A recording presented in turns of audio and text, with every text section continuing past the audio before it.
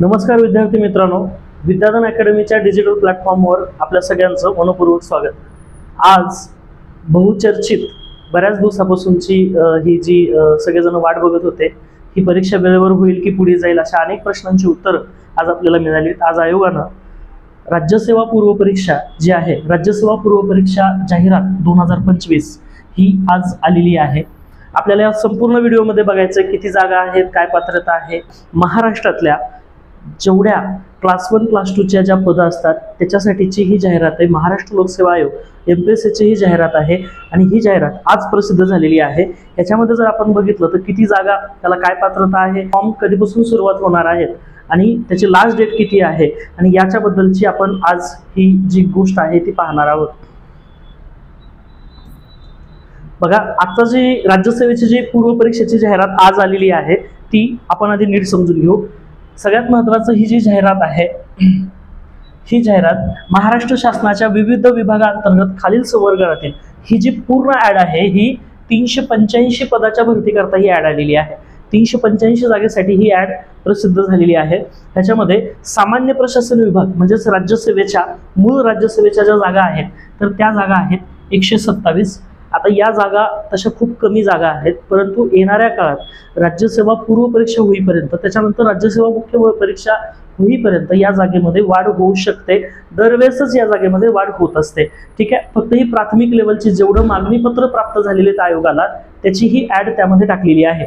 म्हणजे सामान्य प्रशासन विभागाच्या ज्या जागा आहेत या जागा 127 आहेत। त्याच्यानंतर दुसरं, महसूल व वन विभाग म्हणजेच महाराष्ट्र वनसेवा ह्याच्या ज्या जागा आहेत तर त्या 144 आहेत।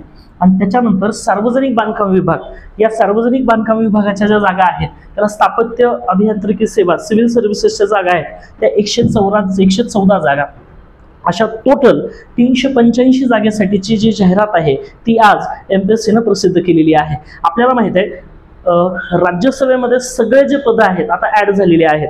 म्हणजे दुसरी गोष्ट काय की एक सामायिक परीक्षा ही योजना राज्यसेवा आहे। पूर्व परीक्षा सगळ्यांची सेम होते, या परीक्षेची मुख्य परीक्षा वेगळी होते, या परीक्षेची मुख्य परीक्षा वेगळी होते। महाराष्ट्र शासनाचं जे सामान्य प्रशासन विभाग आहे म्हणजे डेप्युटी कलेक्टर, तहसीलदार, डीवायएसपी हे जे सगळे पद आहेत हे सगळे पद या सामान्य प्रशासन विभागामार्फत भरले जातात। आणि इथं महसूल व वनसेवा ही सेपरेट, ह्याच्यामध्ये जर म्हणलं तर वन विभागाची फॉरेस्टची ऍड आहे। आता पहिल्या ह्या ज्या परीक्षा आहेत ह्या परीक्षा अगोदर वेगवेगळ्या होत असत, परंतु नंतर शासनानं निर्णय घेतला, एमपीएससीने निर्णय घेतला आणि तो निर्णय असा आहे की याच्यामध्ये राज्यसेवेची पूर्व परीक्षा सगळ्यांची सेम होईल आणि मेन्स ही सगळ्यांची वेगवेगळी होईल। म्हणजे ही जी ऍड आलेली आहे ही टोटल ऍड ही 385 जागेची ऍड आहे। ह्याच्यामध्ये राज्यसेवेसाठीच्या 127 जागा, परंतु नक्कीच ह्या जागा वाढू शकतात, खूप मोठ्या प्रमाणावर जागा येण्याची शक्यता आहे। दुसरी गोष्ट काय, ह्या फक्त प्राथमिक एवढे मागणीपत्र प्राप्त झालेले आहेत हे लक्षात ठेवा। दुसरी, महसूल व वन विभाग ह्याच्या जागा आहेत 144, सार्वजनिक बांधकाम विभागाच्या जागा ज्या आहेत ते 114। अशा टोटल 385 जागांची जी जाहिरात आहे ती आज नुकतीच प्रसिद्ध झालेली आहे। दुसरा महत्त्वाचा मुद्दा याच्यामध्ये असा आहे की ह्याच्यासाठी अर्ज सादर करायचा आहे। ह्याच्यासाठी जो अर्ज सादर करायचा जो कालावधी आहे तो नेमका कधी सुरू होणार आहे। आता बघा, ह्याच्यामध्ये अर्ज सादर करण्याचा जो कालावधी आहे हा 28 मार्च 2025 पासून अर्ज आपल्याला सादर म्हणजे अर्ज तुम्हाला दाखल करता येणार आहे किंवा अर्ज भरता येणार आहे। 28 मार्च ते 17 एप्रिल म्हणजे 28 मार्च ते 17 एप्रिल साधारणतः 19 दिवस आपल्याला अर्ज भरण्यासाठी मिळणार आहेत। लवकरात लवकर म्हणजे 28 तारखेपासून फॉर्म भरून घ्या, म्हणजे सेंटरचाही इश्यू राहणार नाही। जवळपास 36 महाराष्ट्रातल्या 36 जिल्ह्यावर ही परीक्षा होत असते, सगळ्या जिल्ह्यावर ही परीक्षा असते। म्हणून ह्याच्यामध्ये सगळ्यात महत्त्वाची गोष्ट, तुम्ही जितकं लवकर फॉर्म भराल तेवढं लवकर तुम्हाला तुमचा जिल्हा मिळू शकतो, ही गोष्ट लक्षात ठेवा। म्हणजे ह्याचे जे फॉर्म आहेत ते 28 मार्च पासून सुरुवात होणार आहेत ते 17 एप्रिल पर्यंत असणार आहेत। ठीक आहे, दुसरी गोष्ट, ह्याच्यामध्ये शुल्क भरण्याचा जो अंतिम दिनांक आहे तो आहे 17 एप्रिलचा। परंतु जर आपल्याला बँकेत जर त्याच्यामध्ये चलन भरायचं असेल तर त्याच्यासाठी 19 एप्रिल आहे आणि चलनाद्वारे परीक्षा शुल्क आपल्याला भरण्यासाठीचा जो अंतिम दिनांक आहे, ठीक आहे, परीक्षा शुल्क भरण्यासाठीचा 19 एप्रिल ते मग 21 एप्रिल। तुम्हाला जर ऑनलाईन पेमेंट करायचं असेल तर त्याच्यासाठी 17 तारीख लास्ट आहे। फक्त मला असं म्हणायचं की 17 तारीख ही गृहीत धरा, ही शेवटचा दिनांक आहे। आणि दुसरी गोष्ट, जी स्टार्ट होणार आहेत हे फॉर्म हे 28 तारखेपासून भरण्यासाठी स्टार्ट होणार आहेत, ठीक आहे। आता ह्याच्यामध्ये सगळ्यात महत्त्वाची गोष्ट जी आहे, सामान्य प्रशासन विभाग ह्याच्यासाठी जी पात्रता आहे, कुठलाही ग्रॅज्युएट, एखादी पदवीधर, एखादा महाराष्ट्रातला जो विद्यार्थी आहे तो या परीक्षेसाठी अर्ज करू शकतो। ज्यांचं फॉरेस्टमध्ये ह्याच्यासाठी सुद्धा सायन्समधलं आपल्याला बॅकग्राऊंड लागणार आहे ग्रॅज्युएशनमध्ये, तर हे आहे महसूल व वन विभाग, फॉरेस्टसाठी तुम्ही अर्ज भरू शकता। पण तुमचं जे ग्रॅज्युएशन आहे ते सायन्समध्ये झालं पाहिजे हे लक्षात ठेवा। आणि सार्वजनिक बांधकाम विभाग ह्याच्यासाठी आपल्याला माहिती आहे त्यांचा डिप्लोमा किंवा डिग्री सिव्हिलची ही त्याच्यामध्ये पात्रता आहे, ही गोष्ट लक्षात ठेवा। ह्याच्या जागा किती आहेत तर याच्या जागा 114 अशा ह्याच्यामध्ये जागा आहेत, ठीक आहे। म्हणजे टोटल ही साधारणतः इथं टोटल जी ॲड आहे तर ही 385 जागेसाठीची ॲड आज नुकतीच प्रसिद्ध झालेली आहे। दुसरं, आता ह्याच्यामध्ये अनेक जणांचा प्रश्न असतो वयोमर्यादा। आता ही जी वयोमर्यादा आहे राज्यसभेसाठी ही ओपनसाठी आहे, वयोमर्यादा ओपनसाठी 38 आहे।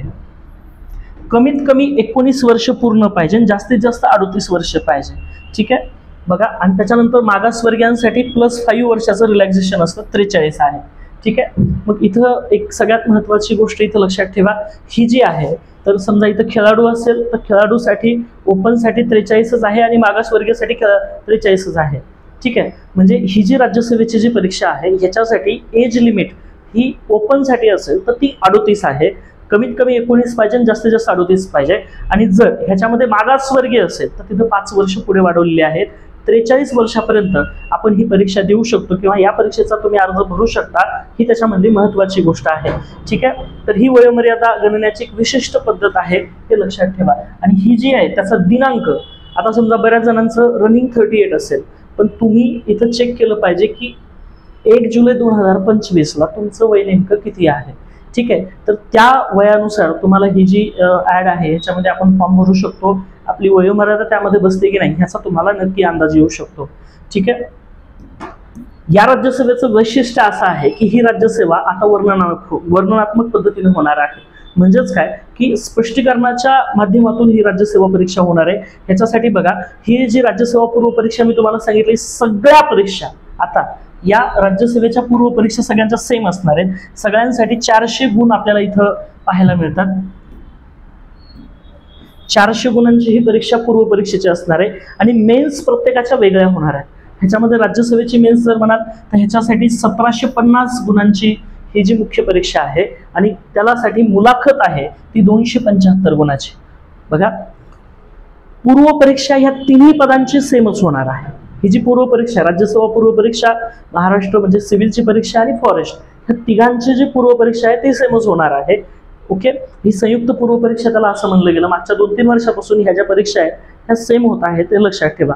म्हणजे प्री सेम आहे परंतु मेन्स वेगवेगळ्या आहेत। इथं जर तुम्ही राज्यसभेची जी मेन्स जर म्हणाल तर ह्याच्यासाठी 1750 मार्काची मेन्स आहे, आपल्याला माहिती आहे। आणि विशेष म्हणजे आता डिस्क्रिप्टिव्ह पॅटर्न आलेला आहे आणि डिस्क्रिप्टिव्ह पॅटर्ननुसारच ह्याची मेन्स परीक्षा होणार आहे आणि याला इंटरव्ह्यू असणार आहे, ते म्हणजे 275 गुणाचा याच्यामध्ये इंटरव्ह्यू आहे, ठीक आहे। म्हणजे अशा ह्यामध्ये मग लास्टला गुणवत्ता यादी, मुख्य परीक्षा प्लस इंटरव्ह्यू ह्याच्या मार्कावर गुणवत्ता यादी लागत असते। त्याच्यानंतर ही जी आहे तर ह्याच्यामध्ये मेन्स परीक्षा 400ची आहे आणि वनसेवा ह्याच्यामध्ये सुद्धा जी मेन्सची परीक्षा आहे ती 400ची आहे आणि दोघांसाठी सुद्धा म्हणजे फॉरेस्ट असेल आणि दुसरी गोष्ट सिव्हिल ह्याच्यासाठी जो इंटरव्ह्यू आहे तो 50 मार्काचा आहे। हा इंटरव्ह्यू 50 मार्काचा इंटरव्ह्यू आहे, हे लक्षात ठेवा। आणि फायनल गुणवत्ता यादी मेन्स आणि इंटरव्ह्यू या मार्कावर ही गुणवत्ता यादी लागत असते, ओके। आता सगळ्यात महत्त्वाचं त्याचा जो अभ्यासक्रम आहे, मी तुम्हाला सांगितलं की राज्यसेवा पूर्व परीक्षा 2025 त्याची जी मुख्य परीक्षा, आता पूर्व परीक्षेचा जो सिलेबस आहे तो सेमच राहणार आहे, पण बदललाय तो सिलेबस मुख्य परीक्षेचा।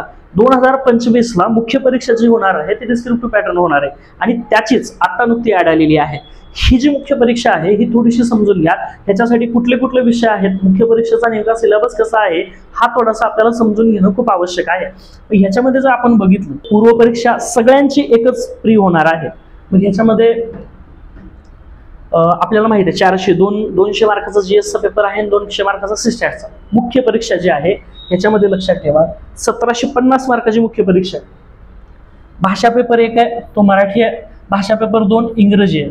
भाषेला स्वतंत्र 300 मार्क इथं दिलेले आहेत. दुसरं निबंध जो आहे हा निबंध 250 मार्काचा आहे निबंध. आणि त्याच्यानंतर इथं GS1, GS2, GS3 आणि GS4 असे सुद्धा हे साधारणतः 4 पेपर आपल्याला दिलेले आहेत 1000 मार्काचे. ठीक आहे, म्हणजे हे 1000, हे 250 आणि त्याच्यानंतर लँग्वेजचे पेपर असे जर मिळून बघितलं तर. आणि त्याच्यानंतर ह्या मुख्य परीक्षेला सेम आपला UPSC सारखा पॅटर्न केलेला आहे. राज्यसभेला सुद्धा 2 वैकल्पिक विषय आहेत आणि UPSC ला सुद्धा 2 वैकल्पिक विषय आहेत. ठीक आहे, तर त्याला आपण ऑप्शनल असं बोलतो. याच्यामध्ये 2 ऑप्शनल आहेत आणि 250 मार्काचे 2 ऑप्शनल आहेत. ठीक आहे, हा राज्यसभेचा मुख्यचा सिलेबस आहे. असं सगळं जर म्हणलं तर 1750 मार्काची मुख्य परीक्षा आणि त्याच्यानंतर 275 गुणाचा इंटरव्ह्यू, हा पद्धतीनं हे सगळे मार्क्स आपल्याकडे डिस्ट्रीब्यूट होणार आहेत.